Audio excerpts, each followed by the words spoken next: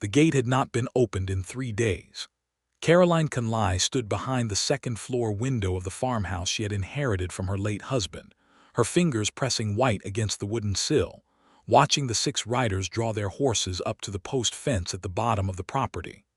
Dust rose around their boots and stirred in long, copper-colored curtains across the dry Kansas plain. The morning sun was barely an hour old, and already the heat pressed down like a judgment. She had known they would come. She had known it since the night she found the deed hidden inside the Bible her husband kept locked in his roll-top desk, the one he told her held only private correspondence. The deed that said her husband had already promised this land away before he died. Her hands trembled.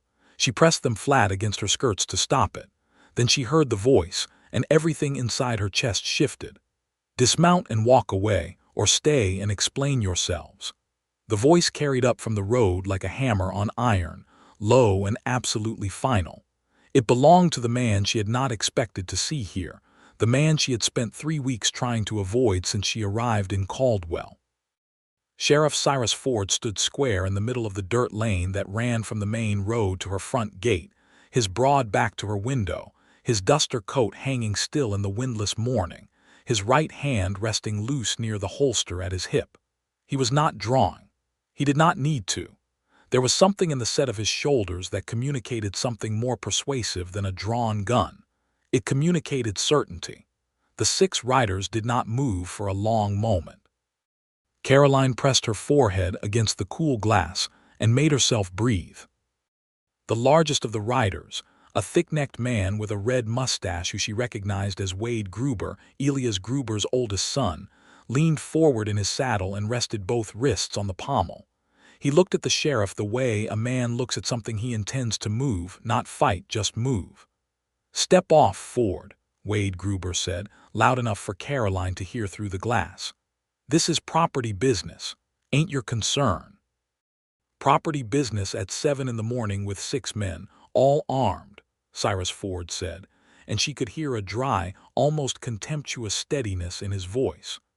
"Becomes my concern the moment somebody decides to make it dramatic. Dismount and walk away, or stay and explain yourselves. I will not say it a 3rd time." One of the other riders shifted his horse sideways, restless. A second one glanced back at the road, then at the sheriff, calculating. Wade Gruber straightened in the saddle. He looked once at the house, and his eyes found the window, found Caroline, found her face pressed to the glass.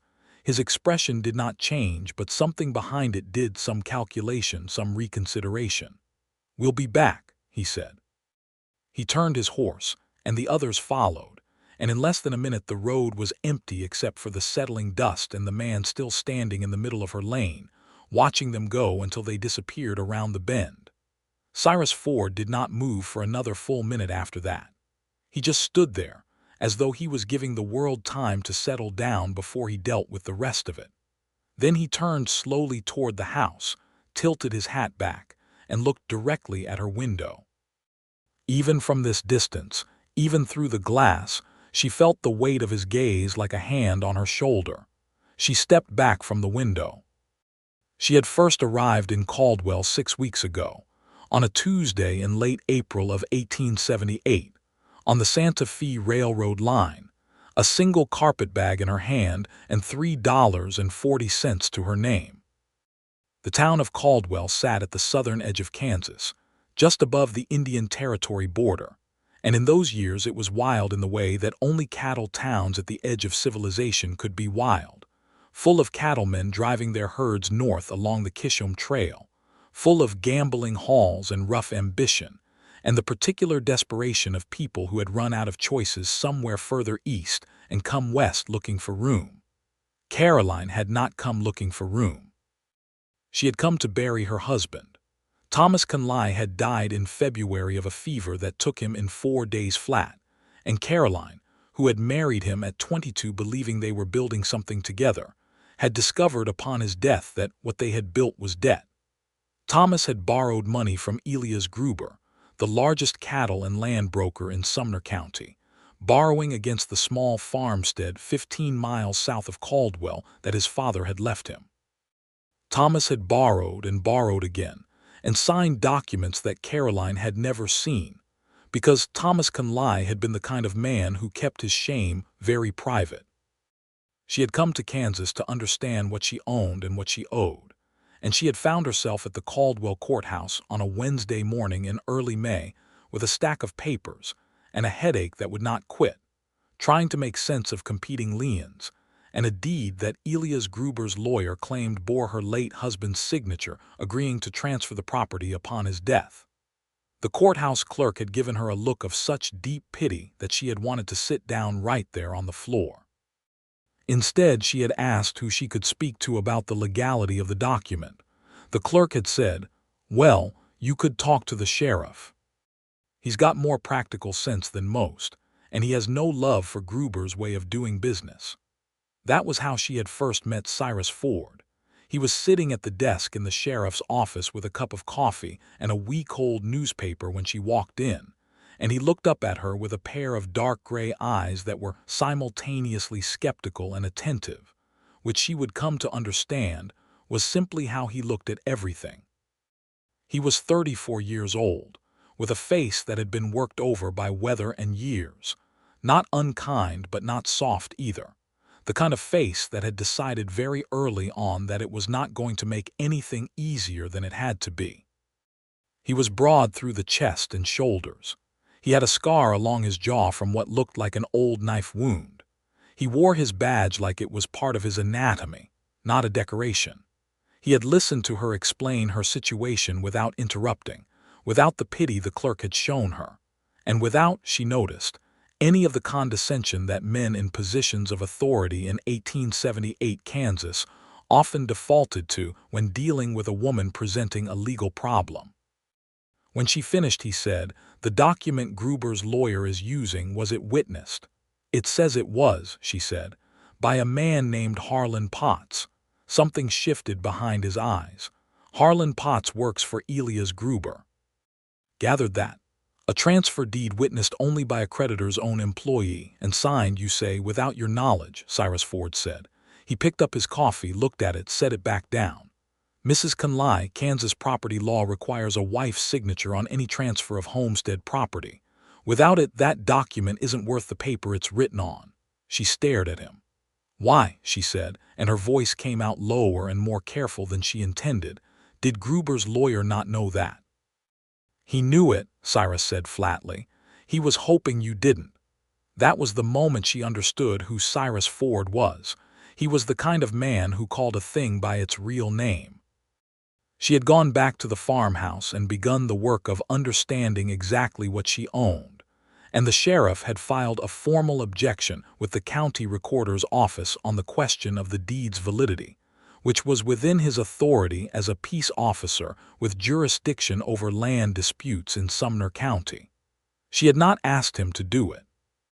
He had done it because, as he explained in the single terse note he sent to the farmhouse through the postal rider, it was his job to prevent theft regardless of whether the theft was accomplished with a gun or a pen. She had reread that note more times than she was prepared to admit.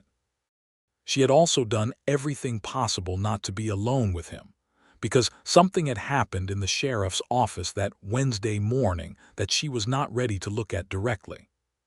Something had happened in the interval between his explaining her legal situation and her thanking him and the brief, charged moment when she stood up, and he stood up simultaneously, and they were suddenly much closer than either of them had planned, and she had seen something in his face that made her chest tighten in a way she had not felt in years. She was a widow of 4 months. She had a property dispute that could ruin her. She did not have the luxury of feeling anything complicated about a man she had just met. She had moved into the farmhouse and begun the business of proving she intended to stay. Now she stood in the kitchen of that farmhouse, listening to the sound of boots on her front porch steps, and she made herself walk to the door before she lost her nerve and did not answer it.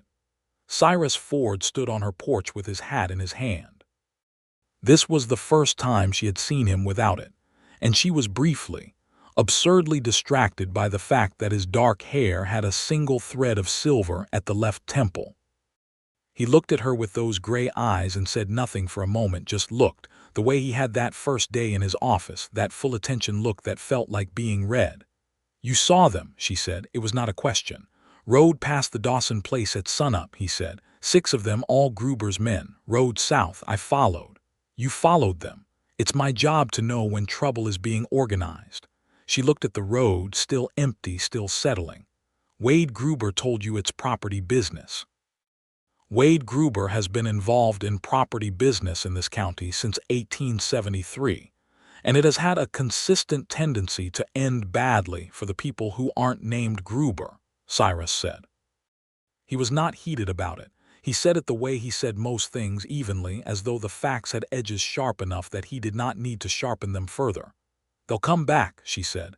"Yes." She looked at him. He looked at her. The morning air moved between them, dry and warm. "Would you like coffee, Sheriff?" she said. Something in his face shifted almost imperceptibly. "I would," he said. She moved back from the door to let him in.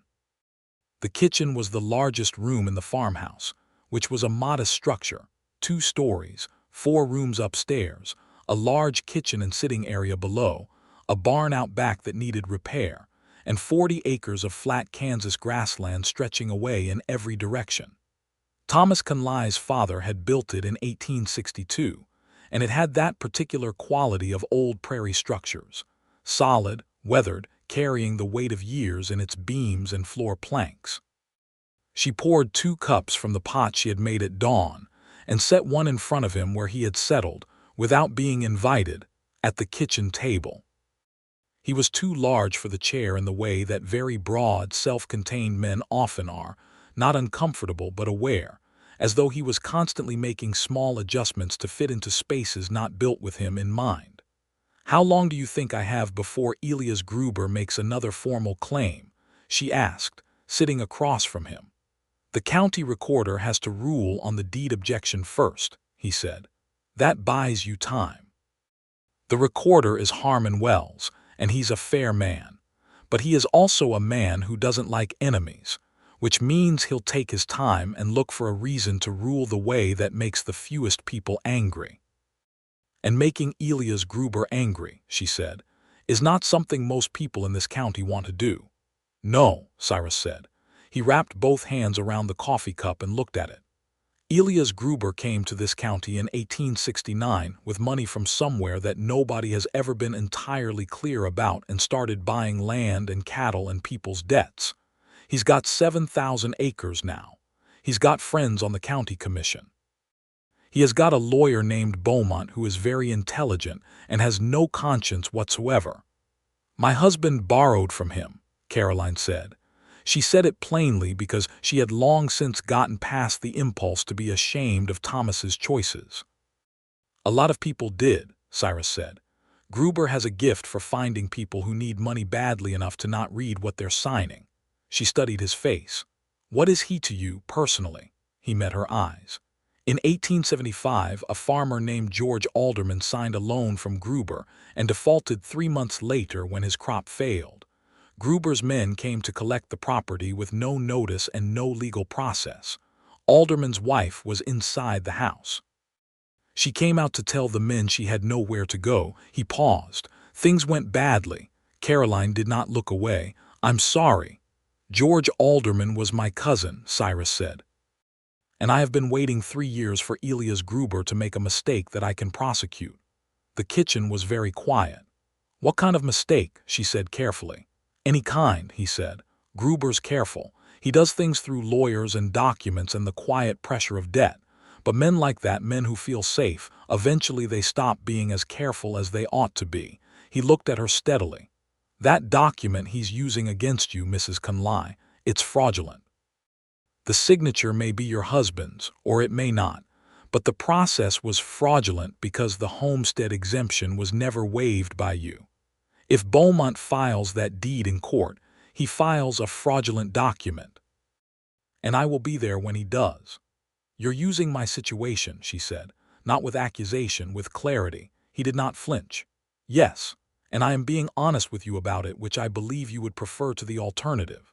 She felt something shift in her chest, the same thing she had felt that first day, only stronger now, sharpened by 6 weeks of proximity and distance, of notes through the postal rider and polite nods in town, and deliberately not thinking about him too carefully. "I would," she said, "prefer the honesty." He nodded once and drank his coffee. For a while after that neither of them said anything, and the silence was not awkward. That was what she noticed. Sitting with Cyrus Ford was not uncomfortable, which was strange, because she was not a woman who typically found silence easy. Thomas had been a talker, filling rooms with plans and conversation, and his absence had left the farmhouse so quiet it sometimes felt like the walls were pressing inward. But the quiet in the kitchen right now felt inhabited, like something with a shape. "You repaired the north fence line," he said finally. She looked up. "I did. By yourself." "My neighbor, Mrs. Dawson, lent me her hired man for a day," she said. "I put in the rest. I know how to mend a fence." Something very close to a smile moved across his face, gone before it fully landed. "I expect you know how to do most things." "I know how to survive," she said. "Whether that's the same thing depends on the day." He looked at her then in a way that was different from his previous looks. This one had something raw at its edge, something that he was keeping carefully behind glass but that she could see if she looked directly. She looked directly. "Mrs. Conley," he said, and stopped. "Caroline," she said, "please." He was quiet for a long moment. "Caroline," he said, and it came out like he had been carrying the word for a while and was only now setting it down. "Cyrus," she said. He stood up from the table. She thought for a moment he was leaving, and something inside her moved to object.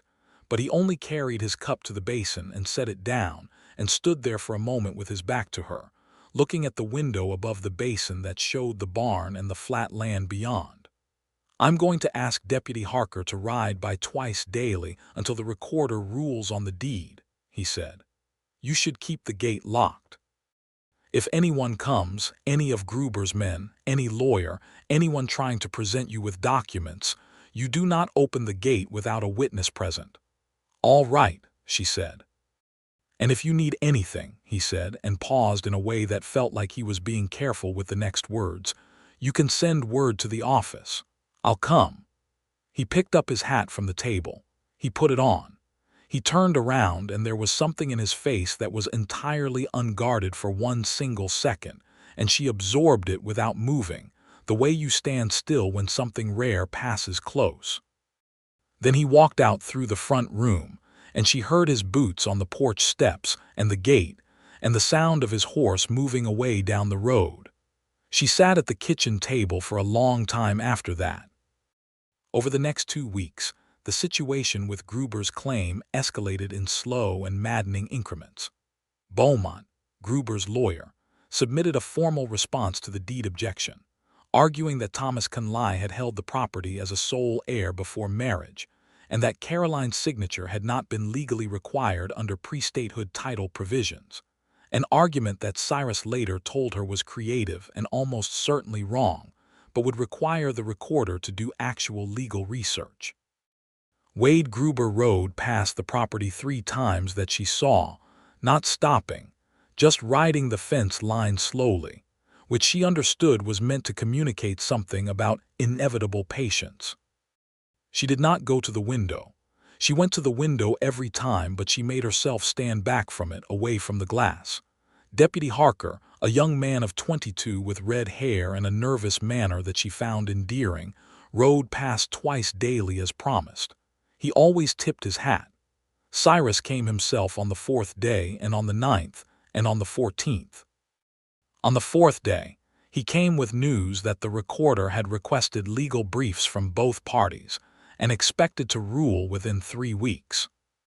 On the 9th day he came because there had been a report of Gruber's hands cutting wire fences on the eastern edge of several properties in the county, including hers, and he wanted to walk the eastern fence line himself to document any damage. She walked with him, because it was her property and her damage, and because she had been inside the farmhouse for 9 days and needed to move her legs.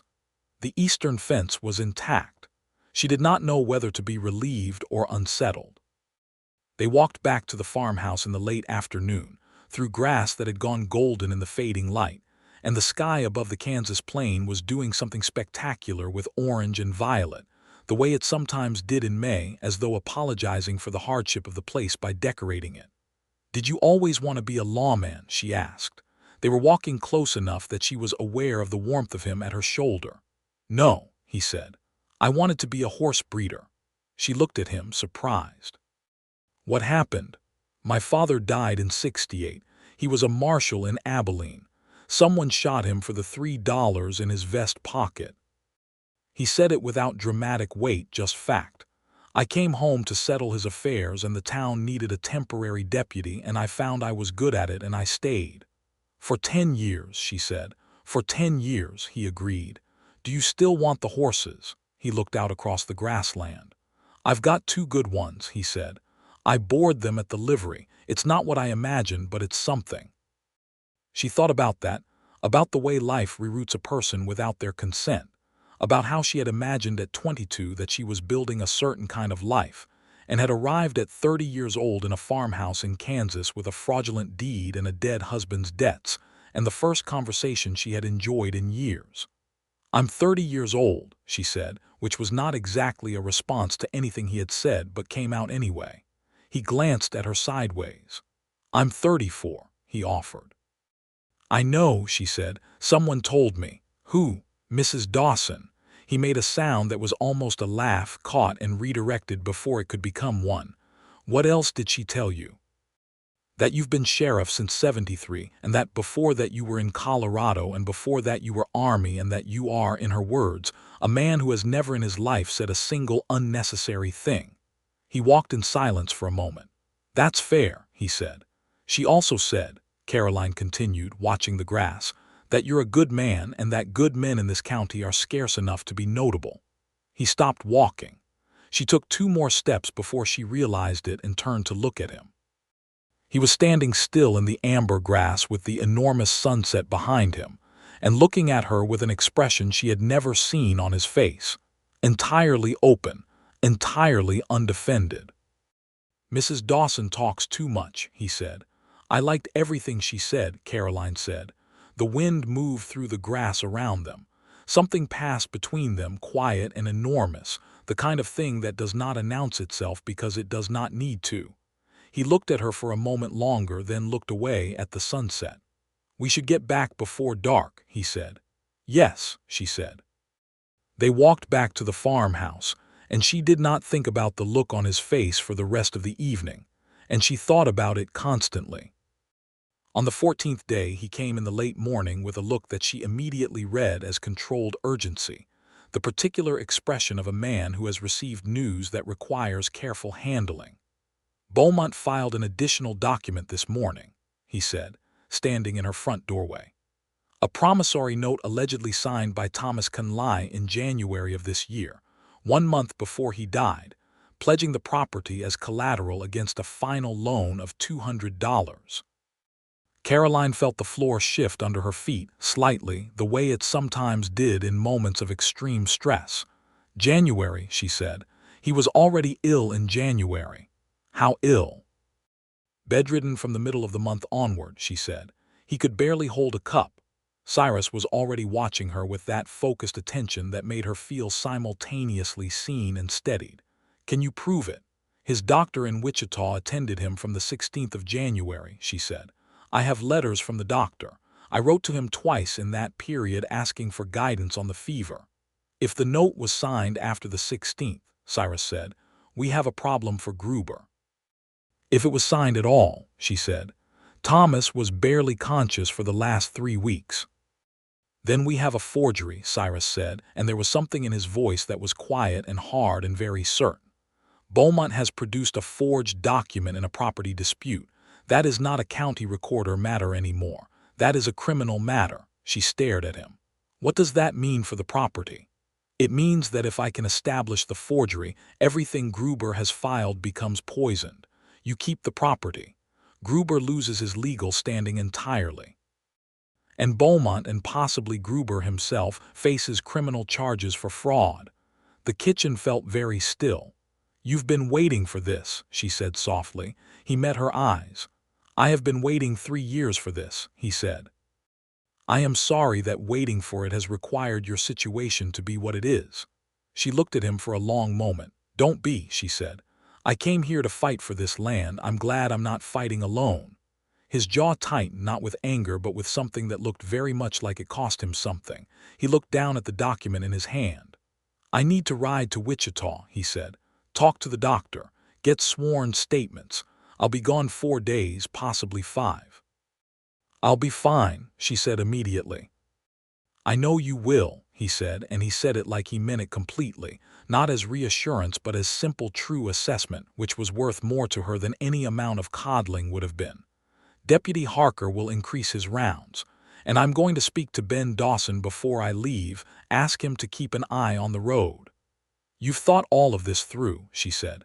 "It's what I do," he said. He was at the door, hat on, ready to leave, and she stood in the kitchen doorway and watched him and thought about how much had shifted in 6 weeks, how the farmhouse had stopped feeling like a place she was enduring and had started feeling like a place she was fighting for, and she understood that some of the change was the fight itself, and some of it was the person she was fighting alongside. "Cyrus," she said. He turned at the door. She did not quite know what she had intended to say. She looked at him in the doorway with the May light behind him, and she said, "Come back safe." Something moved across his face, something she had no name for but that she recognized in herself, something like an answer to a question that had not quite been asked yet. "I will," he said. He was gone 4 days. She mended the barn roof. She planted a kitchen garden.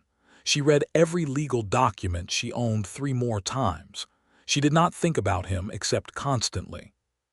He came back on a Thursday evening as she was feeding the 2 chickens she had bought from Mrs. Dawson, and she heard the horse on the road and looked up and felt something loosen in her chest that she had not known was tight. He dismounted at the gate and came through, and she stood in the yard with chicken feed still in her apron, and he walked toward her with the particular set of a man who has accomplished something. "The doctor's records show Thomas Conley was unconscious and delirious from the 20th of January onward," he said. "The note Beaumont filed is dated the 23rd. I have a sworn statement from Dr. Avery in Wichita and a deposition from the doctor's nurse confirming the dates." She exhaled. "The note is a forgery." "Without question," he said. He stopped a few feet from her. He was dusty from the road and looked tired in the way of a man who had ridden hard, but his eyes were alive. "What happens now?" she said. "I file a criminal complaint with the county prosecutor tomorrow morning," he said. "Beaumont will be arrested by the end of the week if I have anything to say about it, and I believe I do." She stood very still in the evening air. The chickens pecked around her feet, unimpressed by the weight of the moment. "Thank you," she said. "You don't have to thank me," he said. "I do," she said. "You rode 4 days for a sworn statement to save my property." "I rode 4 days to prosecute a fraud and protect this county's legal integrity," he said. "Cyrus," she said. "Yes," he said. "Stop making it smaller than it is." He looked at her for a long moment. The evening light was going gold and deep, and the air smelled of dry grass and the distant suggestion of rain that had not yet come. "All right," he said quietly. She took a breath. "Would you stay for supper?" The pause before he answered was very brief, but she felt it. "Yes," he said. She made biscuits and a pot of salt pork and beans, which was what she had, and he ate with the particular gratitude of a man who had been living on road travel for 4 days, and they sat at the kitchen table while the evening came down outside and the oil lamp put a warm, enclosing light around them.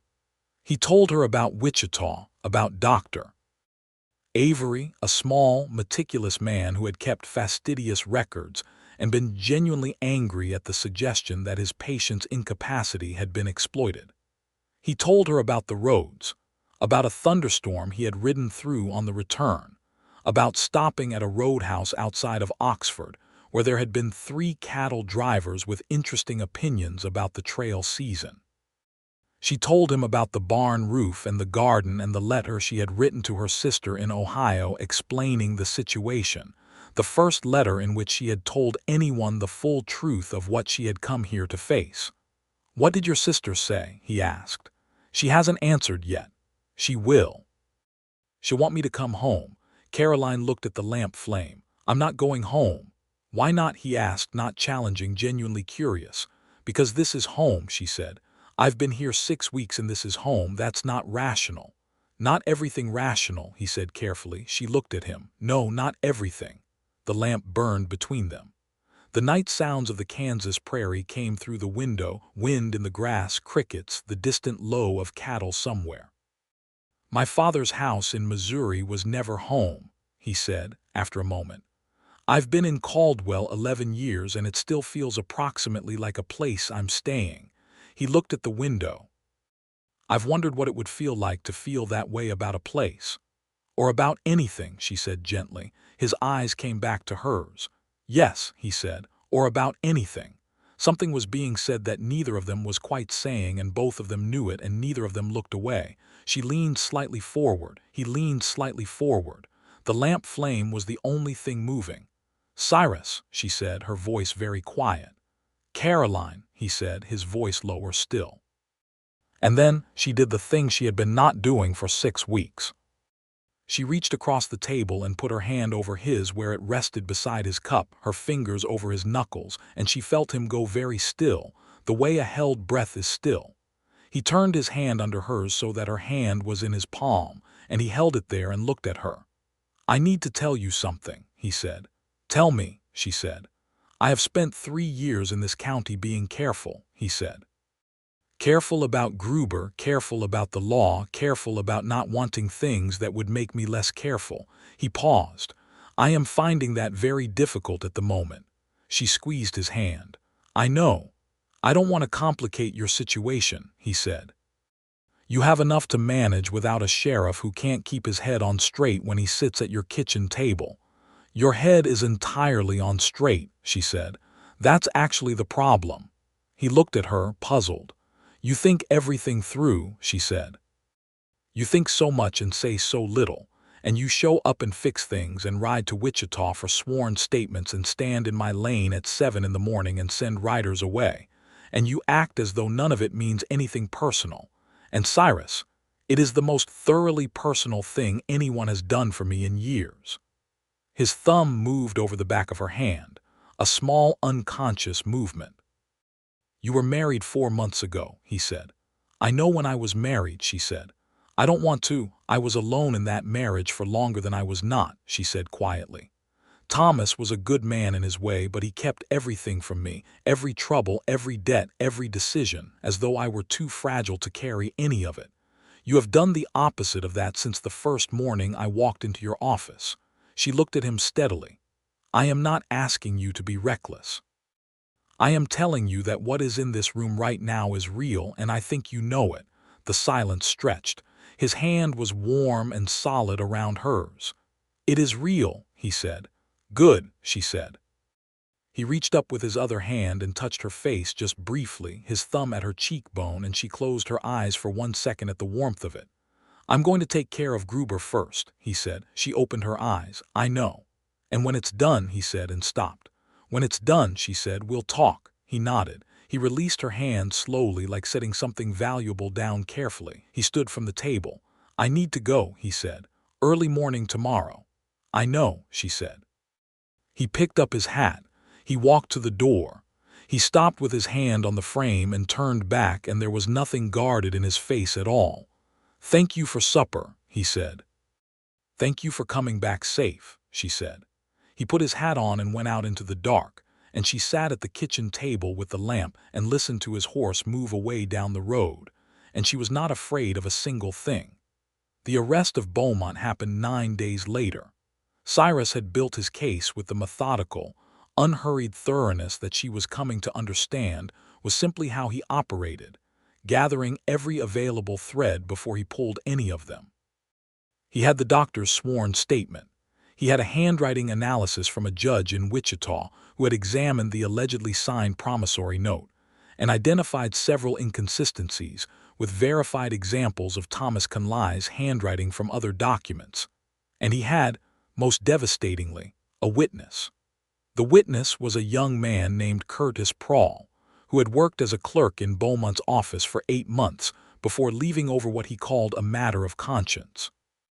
Curtis Prohl When Cyrus found him and sat across from him in the back room of a feed store and asked him very quiet, very specific questions, told him that he had been in the room in Beaumont's office in late January of 1878 when Beaumont had produced the promissory note, and asked Harlan Potts to sign Thomas Conley's name to it.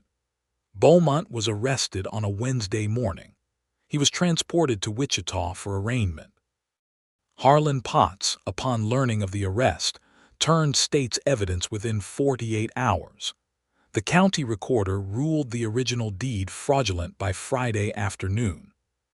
Caroline was in her kitchen when Deputy Harker came riding fast up the lane to tell her, and she stood in the kitchen doorway and listened to him explain it.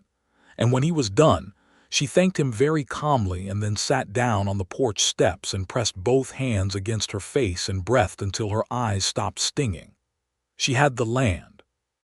She had the 40 acres and the farmhouse and the barn and the kitchen garden and the 2 chickens and the mended north fence and the new fence posts. She had sunk herself along the eastern line, and nobody was going to take any of it from her. She allowed herself exactly 5 minutes of feeling all of it at once, and then she went back inside and started a pot of coffee because she suspected the sheriff would be here before long.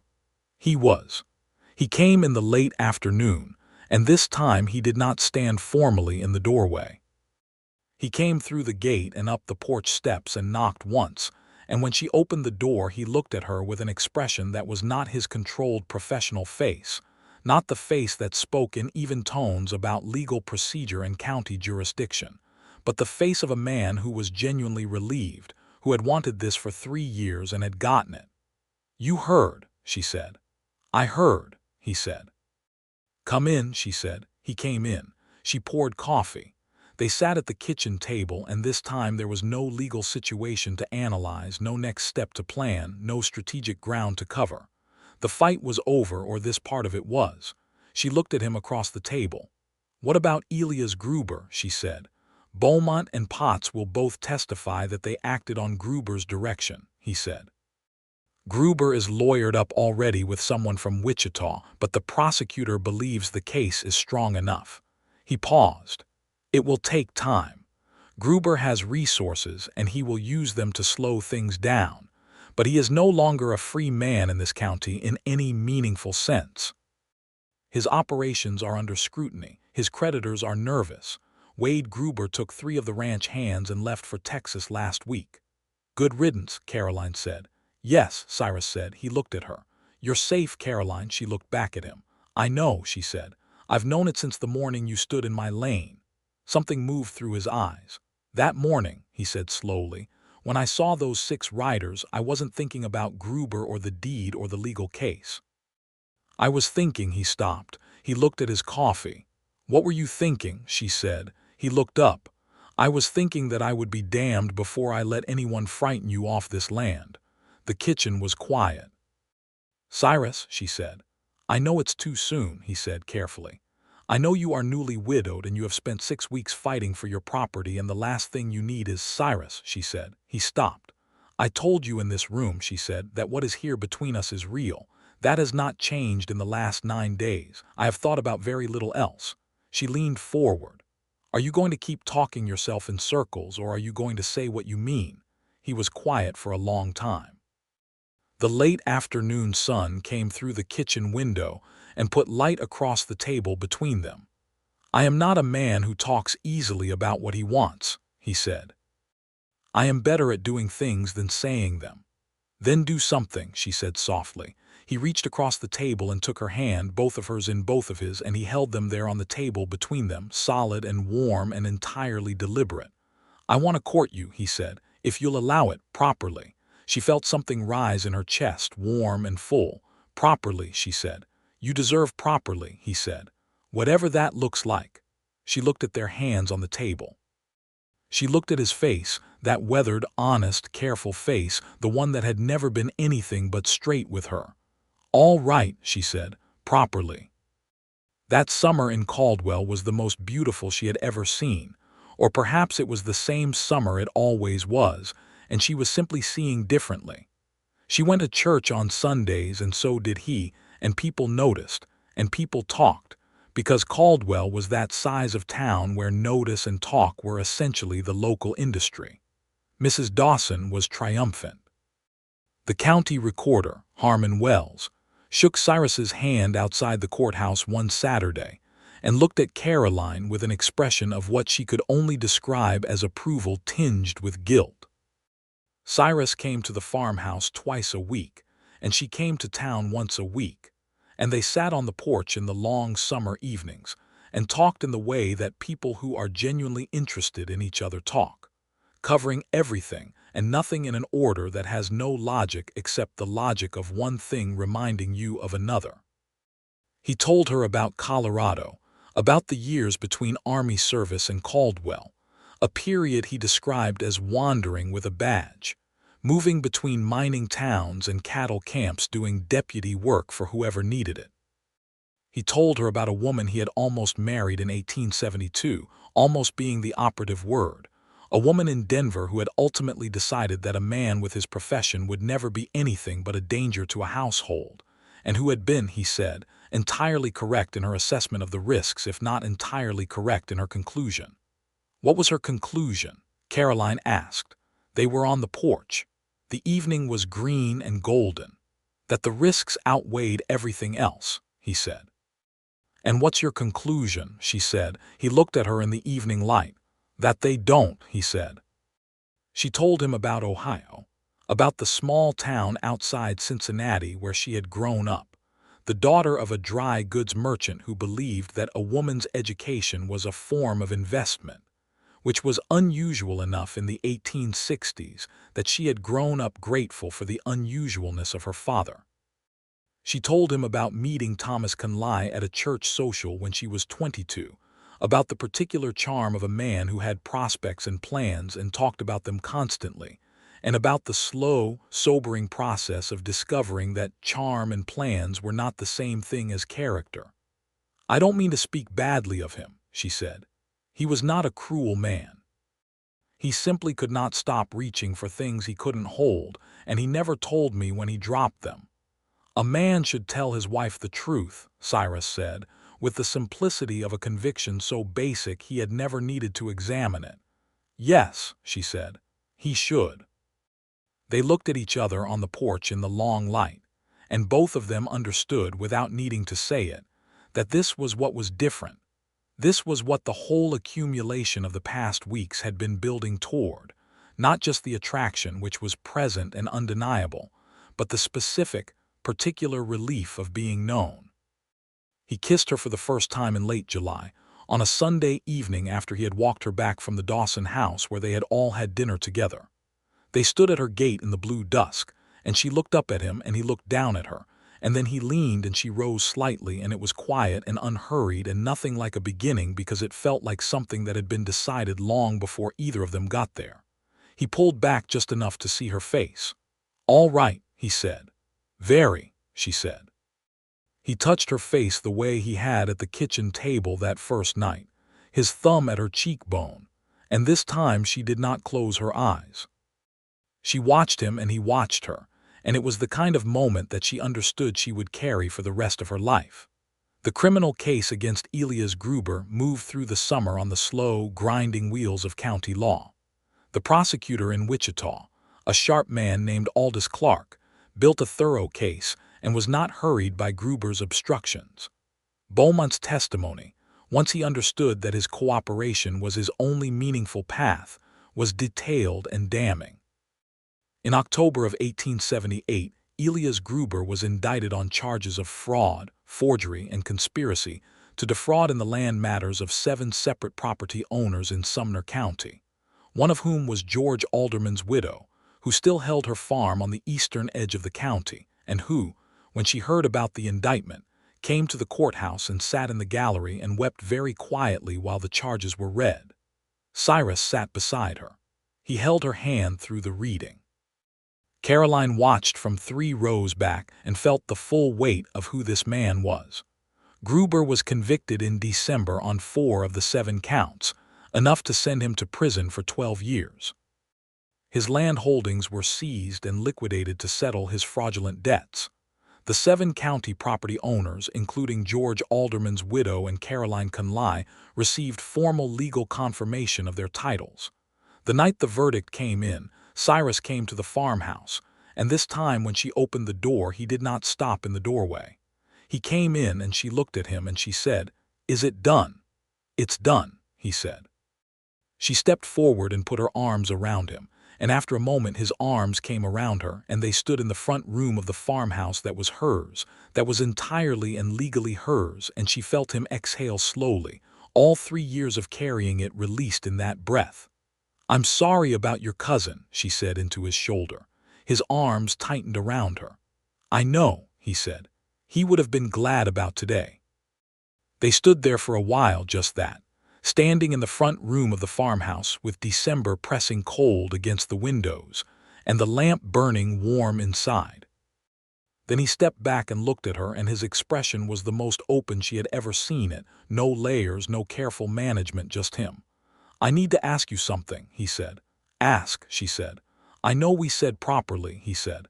"I know it's been 8 months and you came to this county in grief and your life has been a complicated thing this year and I don't want to push." "Cyrus," she said. "I want to marry you," he said, "if you'll have me. I want to marry you and I want to not pretend I don't, because I think we have both spent enough time being careful when the honest thing was the better thing." She looked at him. 8 months of honesty. 8 months of being known, genuinely known, by a man who had never once tried to manage her or protect her from the truth of her own situation. "Yes," she said. He stared at her. "Yes." "Cyrus, yes," she said, and she was laughing a little, and he made a sound she had never heard from him, something between relief and something else entirely, and he pulled her in again, and this time he kissed her the way she understood he had been waiting to kiss her for the better part of a year, with everything in it, nothing held back. They were married in February of 1879, a Saturday at the Caldwell Presbyterian Church, with Mrs. Dawson weeping happily in the front row and Deputy Harker standing next to Cyrus with his red hair combed with apparent agony into submission. George Alderman's widow sat near the back and smiled the way people smile at good things that exist in a world that also contains bad things, which is a particular and profound kind of smiling. The Reverend Whitfield, who had been in Caldwell since 1872 and had conducted more funerals than weddings, read the service with evident pleasure. Cyrus Ford stood at the altar in a dark suit she had never seen before, which meant he had bought it for this, and looked at her as she walked toward him with a look that she would carry for the rest of her life. She wore her best dress, blue wool, which was what the occasion called for in Caldwell in February, and she carried a small bunch of dried wildflowers that Mrs. Dawson had pressed and saved from the previous summer on the theory, she said, that they would be needed. She had been right. The vows were the standard words of the time, spoken and received with complete sincerity. When the Reverend said, "You may kiss the bride," Cyrus kissed her with one hand at her jaw and looked at her afterward the way the earth looks after it rains. They held a small reception at the Dawson house because it was the largest house they knew anyone in. There was cake, made by 3 women of the church who had apparently organized themselves without being asked. There was a man with a fiddle. There was dancing, which was not something Caroline had done in years, and Cyrus danced badly and without embarrassment, which she found entirely endearing. At one point she found herself standing with a plate of cake watching him across the room, watching him talk with Ben Dawson about something, his face animated in the way it got when he was genuinely engaged, and she thought, "I am going to spend the rest of my life knowing this person," and it felt like something enormous, enormous and good, like the first breath after a long time underwater. They went back to the farmhouse that evening. Their farmhouse. He had moved his few things in the previous week, his books, which were more than she expected, his rifles, which were a professional necessity, his 2 horses, which were now boarded in the barn he had helped her repair. That night, sitting by the stove with the cold February dark pressing on the windows and the lamp burning and nothing they needed to manage or plan or fight for, she looked at him, and he looked at her, and there was such absolute quiet contentment in the room that she felt it physically, as a warmth that had nothing to do with the stove. "What are you thinking?" he said. "That I cannot believe it took me 30 years to find someone I can actually be quiet with," she said. He reached over and took her hand. "Better late than not at all," he said. "Considerably," she said. They sat by the stove for a long time after that. Spring came to the Kansas plain with the particular extravagance it reserves for cold places, everything green at once, the whole 40 acres coming alive in a rush of color after the long, flat beige of winter. Caroline put in a proper kitchen garden, expanded from the modest patch she had started the previous year, tomatoes and beans and corn and squash, and she planted roses along the south fence, which was perhaps not entirely practical but was entirely what she wanted. Cyrus continued as sheriff, which she had expected, and which suited her. She had never wanted a man who was only her husband. She wanted a man who was a full person, which Cyrus was, thoroughly, even now that being her husband was also part of who he was. He came home in the evenings and told her about the day, and she told him about hers, and this exchange, this simple daily accounting, was something she had not had in her marriage to Thomas, who had kept the two worlds entirely separate.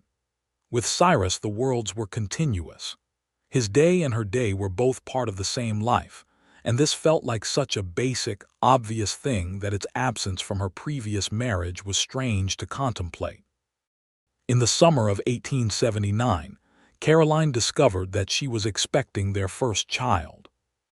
She had thought herself quite calm about the prospect of motherhood, but the morning she was certain she found herself sitting on the edge of the bed with her hands in her lap not moving for quite a long time. She told Cyrus that evening. He was at the kitchen table cleaning his pistol, a regular maintenance routine, and she came in and sat across from him and said, "I need to tell you something." He looked up immediately, reading something in her tone. "We're going to have a baby," she said.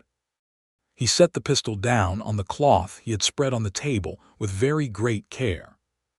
He looked at her for a long moment with an expression she could not entirely read, too many things in it at once, and then he came around the table and crouched in front of her chair and put both hands on her face gently and looked at her. "Are you all right?" he said. "I'm perfectly well," she said. "I'm a little terrified." "So am I," he said, which was exactly the right thing because it acknowledged the reality without diminishing it. "Good," she said. He pulled her forward and held her against his chest for a long time, his chin at the top of her head, and she felt his heartbeat, steady and strong. "Good," he said, echoing her, and she felt the word in his chest as well as heard it. The boy was born in March of 1880, on a cold, bright day that came in after 2 weeks of rain and sat over the Kansas plain like a gift. He was strong and loud and had Cyrus's gray eyes and Caroline's stubborn set of jaw. And when Cyrus held him for the first time in the bedroom of the farmhouse, while the doctor and Mrs. Dawson put things back in order around them, the look on his face was unlike any expression she had seen from him. It was unguarded in a way that even love had not quite reached, because this was a different kind of thing. This was the future standing in his arms, small and real and crying at the indignity of the world. "James," Caroline said. They had agreed on the name weeks ago, after Thomas's father, who had built the farmhouse, who had given them the ground they were standing on without knowing it. "James," Cyrus said, trying it out, looking at the boy. "Hello, James Ford," Caroline said from the bed, tired down to her bones and more alive than she had ever felt. Cyrus looked at her over the baby's head, and there were things in his face that she understood would take years to fully say, so much that was held there about the year behind them and the life ahead. He walked to the bed with the baby and sat beside her, and she leaned against him, and they both looked at James Ford, who had stopped crying and was regarding the world with a skeptical expression so familiar it made her laugh. "He already looks like you," she said. "God help him," Cyrus said, which was the funniest thing he had ever said in her presence, and she laughed until Mrs. Dawson came back in to see what was the matter. The years that followed were full years. Cyrus was re-elected sheriff in the fall of 1880 by a margin that the Caldwell newspaper described as overwhelming, which he acknowledged with characteristic minimalism by nodding at the editor and buying himself a cup of coffee at the hotel dining room. He continued his work with the same methodical thoroughness. The county was changing as the frontier pushed further west, the cattle drives diminishing as the railroad lines expanded, the rough edge of Caldwell softening incrementally as more families arrived, and the town grew. He mentored Deputy Harker, who grew from a nervous young man into a genuinely capable officer, and who, in the fall of 1881, married the schoolteacher's daughter in a ceremony that Cyrus attended in his dark suit, and at which he danced only marginally better than he had at his own wedding. Caroline ran the farm with the kind of practical competence that had always been available to her and had simply required the right ground to operate on. She expanded the vegetable operation and began selling produce to the hotel and to 3 of the town's boarding houses, which generated a modest but meaningful income and gave her a professional identity in the community separate from her identity as the sheriff's wife, which she was careful to maintain because she had not come to Kansas to be anyone's appendage, even Cyrus Ford's. He understood this completely.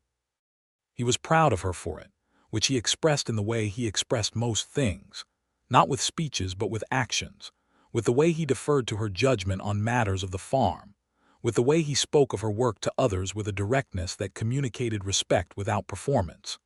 Mrs. Dawson, who was constitutionally unable to refrain from commenting on things, told Caroline at a church social in 1881 that Cyrus Ford was the most satisfactorily married man she had ever observed. "What makes you say that?" Caroline asked, genuinely curious. "He looks at you the way men look at things they intend to keep forever," Mrs. Dawson said, with great satisfaction. Caroline thought about that for a long time. Their second child came in the spring of 1883, a girl, small and determined from the moment she arrived, with Caroline's dark hair and a set of opinions she expressed at volume from the first week. They named her Margaret after Caroline's mother and James, who was 3 by then, and had Cyrus's serious gray eyes and Caroline's tendency to want to understand everything, regarded his sister with a mixture of bewilderment and proprietary affection. Cyrus with a daughter was a revelation.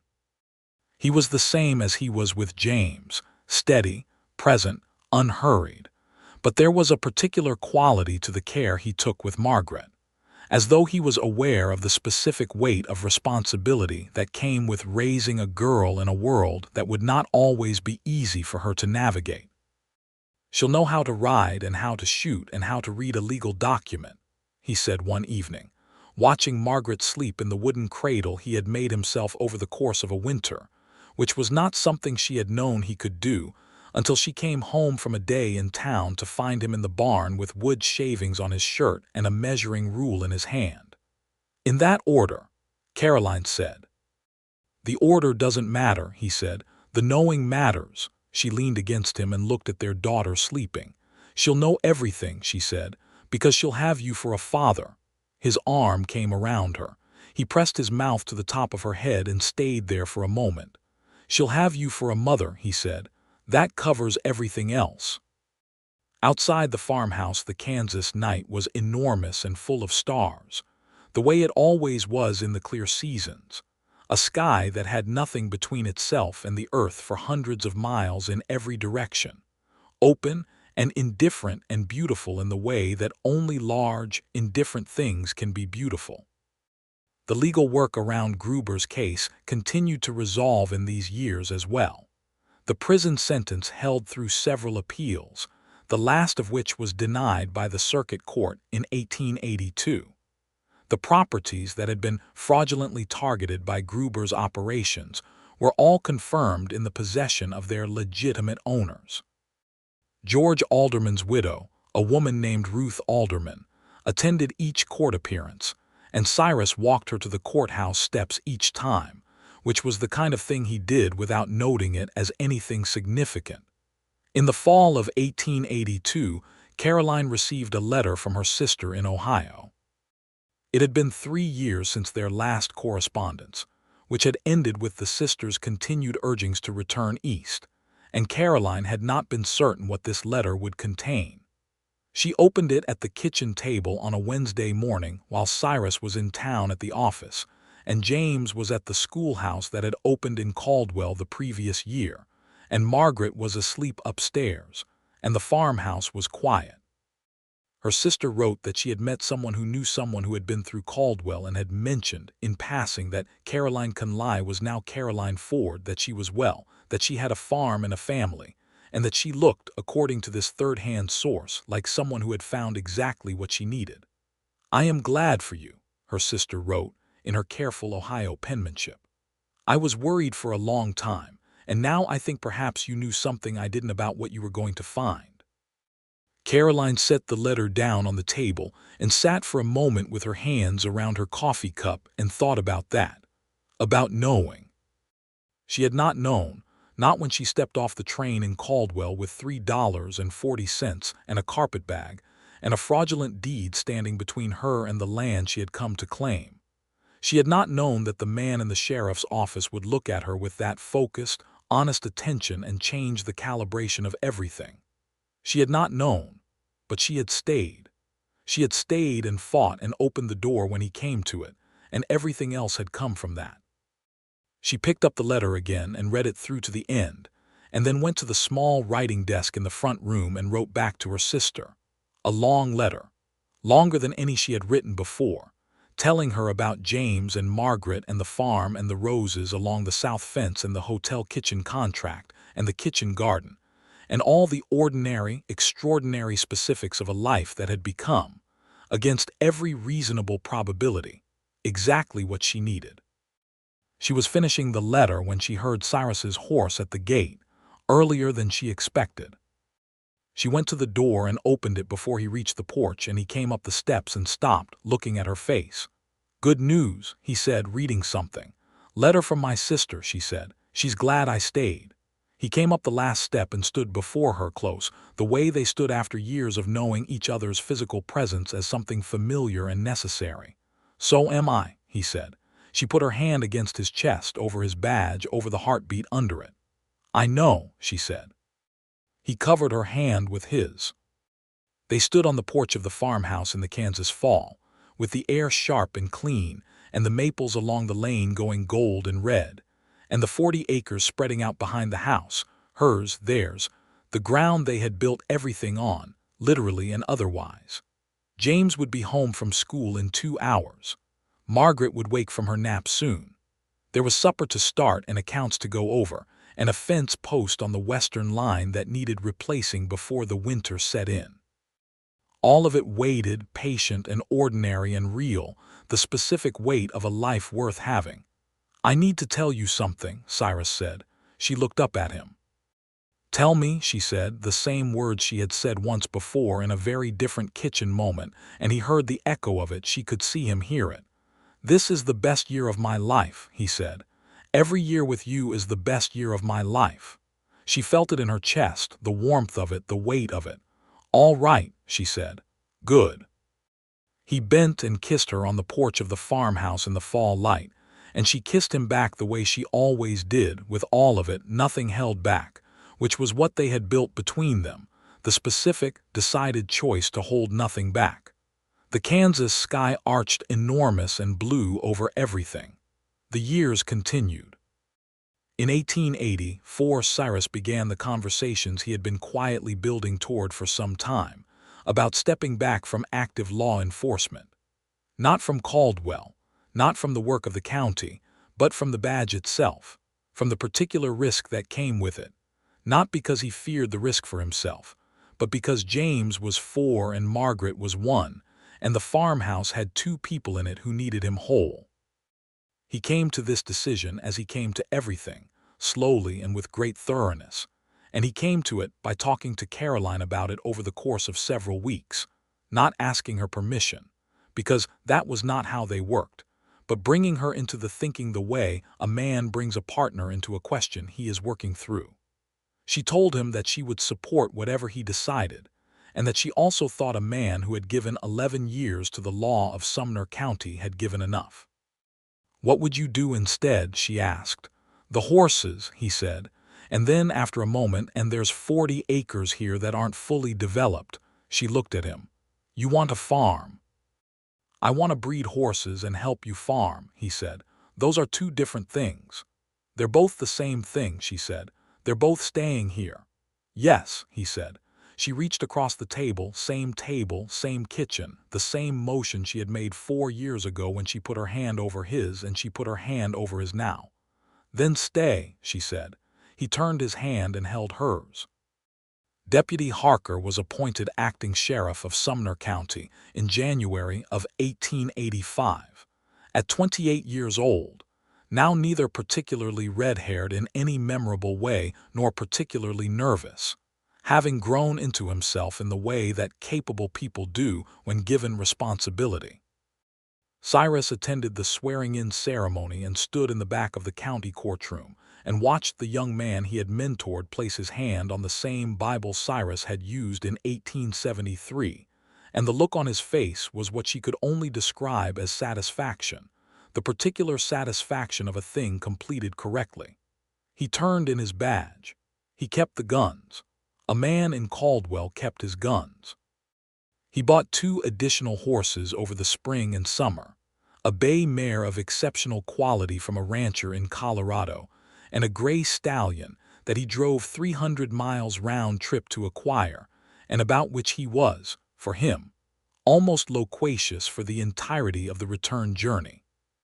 He built a proper stable at the back of the property, better than the repaired barn, a real structure with individual stalls and a tack room and a hayloft, which he built with the help of Ben Dawson and 2 men from town over the course of a month. The horse breeding became, over the following years, a genuine operation. The horses were good, and he had an eye for quality and a reputation in the county for honesty, which meant that buyers came to him, which was how he preferred it. He was not a man who enjoyed selling himself. The farm continued to grow. Caroline hired a girl from town to help with the household when Margaret was 2 and James starting school, and with the help she expanded the vegetable operation and added a small orchard, apple trees, that would take years to bear full fruit, but that she planted with the settled confidence of someone who intended to be here to harvest them. Their 3rd child arrived in 1886, another boy in the spring like James had been, and they named him William, which was Cyrus's father's name, and Cyrus held him in the same way he had held James and Margaret, with that particular stillness of a man who understands he is holding something infinitely precious. James was 6 years old by then and was, they had both accepted, going to be very much like his father, not in face but in temperament, that particular combination of careful observation and decisive action, the habit of thinking more than speaking, the loyalty that expressed itself through what he did rather than what he said. Margaret was 3 and was very much like no one else, a fact she seemed to be aware of and entirely comfortable with. William was, at the beginning, simply himself, which was enough. "Are we done?" Cyrus asked one evening, not long after William arrived, in the tone of a man genuinely asking a question rather than suggesting an answer. Caroline considered it. She was 38 years old. The house was full in a way that felt complete, not cramped. The farm was productive. The apple trees were beginning their 3rd year. "I think so," she said. "Unless we're not." He looked at her. The evening light was long and golden through the kitchen window. "Unless we're not," he agreed. They were not done, as it turned out, quite. A girl came in 1888, small and red-faced and tremendously determined, and they named her Alina, which was nobody's name in particular but which suited her absolutely from the first day.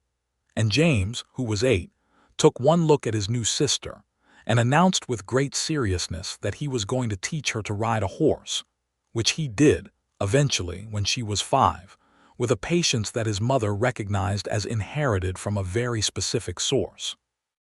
The family grew up in the farmhouse through the years of the late 1880s, and into the 1890s, through all the ordinary and extraordinary specifics of a life built on solid ground. Caldwell grew and changed around them. The cattle trade that had made the town wild in the 1870s diminished as the open range was fenced and the railroad reached further south, and the wildness diminished with it, replaced by a quieter kind of life, churches and schools and small businesses, and the slow, accumulating labor of building a permanent place. Cyrus was, in this quieter Caldwell, fully at home in a way he had never been in the town's louder years. He served on the county agricultural committee. He was involved in the discussions around the new schoolhouse that was built in 1892, larger than the first one. He was the kind of man that his community turned to not because he sought authority, but because he was reliably and simply trustworthy. And this quality, which had made him an effective lawman, made him equally effective as a citizen. He was 47 in 1891, and still in the physical condition of a man who worked outdoors every day and had no patience for unnecessary sitting. His hair was more silver than dark now, and the weather had done further work on his face, and she thought privately that he was more handsome at 47 than he had been at 34, because the years had settled into his face in a way that suited the character underneath it. He told her once on an evening in the summer of 1893 that he could not fully remember what his life had felt like before the farmhouse, and she told him she was glad of that, and he said he was too, and they sat on the porch in the long summer evening watching James, who was 13, teaching Alina, who was 5, to whistle, and Margaret, who was 10, reading with great absorption under the maple tree, and William, who was 7, attempting to train a barn cat that was having none of it. "We have a good life," Caroline said. "The best one I can imagine," Cyrus said. She leaned against him on the porch bench and his arm came around her, and the Kansas evening came down around the farmhouse, golden and enormous, and the apple trees in the orchard were heavy with their fruit, the same trees she had planted 12 years ago with the settled conviction of someone who intended to stay, and she had stayed, and they had grown, and everything she had come to Kansas to claim was here, around her, under her feet, in her arms. The land that nobody was going to take from her. The life that had grown from the ground of that fight. The man who had stood in her lane on a cold May morning and sent 6 riders away with 8 words, and then walked up to her porch with his hat in his hand and sat at her kitchen table and looked at her with those gray eyes and said everything true and nothing false for the rest of their days. "Dismount and walk away," he had said. And from that moment everything had stayed. The evening deepened. The children's voices carried in the still air. James finally got a whistle out of Alina and she shrieked with delight. The barn cat achieved its escape. Margaret turned a page. Cyrus pressed his mouth to her hair and stayed there, and Caroline Ford closed her eyes and held the weight of all of it, the 40 acres and the apple trees and the 4 children and the 20 years, and the one man who had chosen from the very beginning to say only true things, and she thought, "This is the whole of it, this is everything, this is exactly enough." The stars came out over Kansas, one by one, in the enormous sky above the flat and patient land, and the farmhouse held its lights against the dark, warm and complete. The way a place is warm and complete when it is genuinely, fully, irreversibly home.